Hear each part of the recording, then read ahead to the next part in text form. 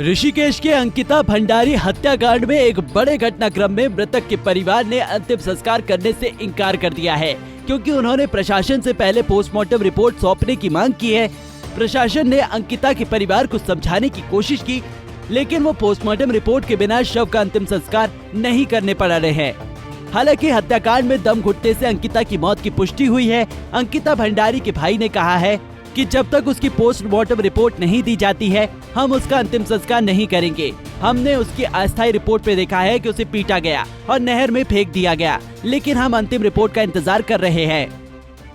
बस हमारी तो यही मांग है कि जब तक पीएम रिपोर्ट नहीं आ जाती तब तक हम आगे अंतिम संस्कार नहीं करेंगे, जब तक रिपोर्ट फाइनल नहीं हो जाती है। अभी प्रोविजनल रिपोर्ट निकल के आ रही है, उसमें लिखा तो है कि उसे मारा पीटा गया, उसके बाद उसको नदी में डाल दिए गए हैं।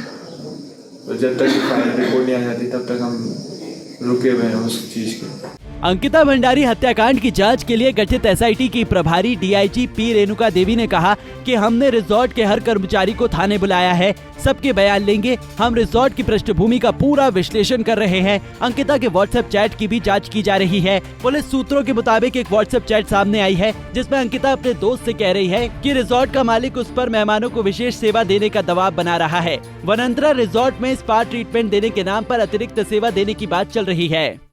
हमारे पास अभी काफ़ी कुछ एविडेंसेस हमने इकट्ठा किया है। सो कोई भी एविडेंसेस हमारे पास हमको मिलता है उसको हम ज़रूर शामिल करेंगे, बट वो किससे मिल रहे हैं, कैसे मिल रहे हैं, वो भी हम देखेंगे और उसी हिसाब से हम एविडेंसेस कलेक्ट कर रहे हैं। एंड अभी कुछ डिजिटल एविडेंसेस हैं वो भी हमने इकट्ठा किया है, उसी को हम एनालिसिस भी कर रहे हैं। रिजॉर्ट के एक कर्मचारी ने ये भी आरोप लगाया कि अंकिता भंडारी ने 17 सितंबर को उसे बुलाया था। वो रो रही थी और अपना बैग रिजॉर्ट से बाहर निकालने के लिए कहा था। कर्मचारी ने ये भी पुष्टि की है कि उसने 18 सितंबर की दोपहर करीब 3 बजे अंकिता को 3 अन्य लोगों के साथ देखा था। बाकी तीनों लोग रिजॉर्ट में लौटे, लेकिन अंकिता वापस नहीं गई। उसने ये भी पुष्टि की है कि रिजॉर्ट में अंकित 18 सितंबर को सुबह 8 बजे आया था और उसने 4 लोगों के लिए रात का खाना बनाने की बात कही। उसने ये भी कहा कि वो अंकित के कमरे में ही खाना खाएगा। कर्मचारी द्वारा इसका विरोध किया गया। उसने कहा कि सर्विस बॉय रात को खाना बना सकता है।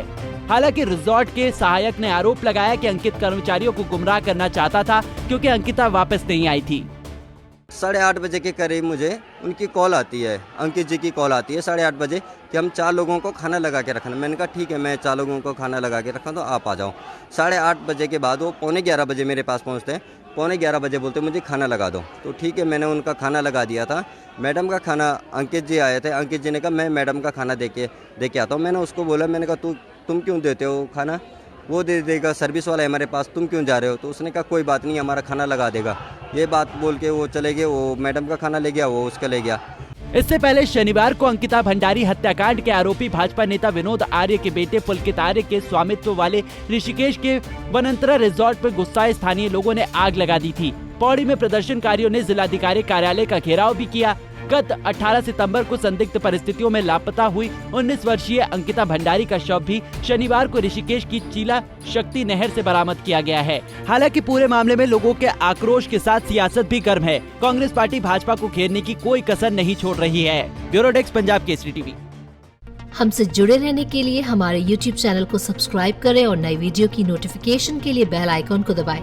अगर आप ये वीडियो Facebook पर देख रहे हैं तो लाइक जरूर करें और ज्यादा से ज्यादा शेयर करें। धन्यवाद।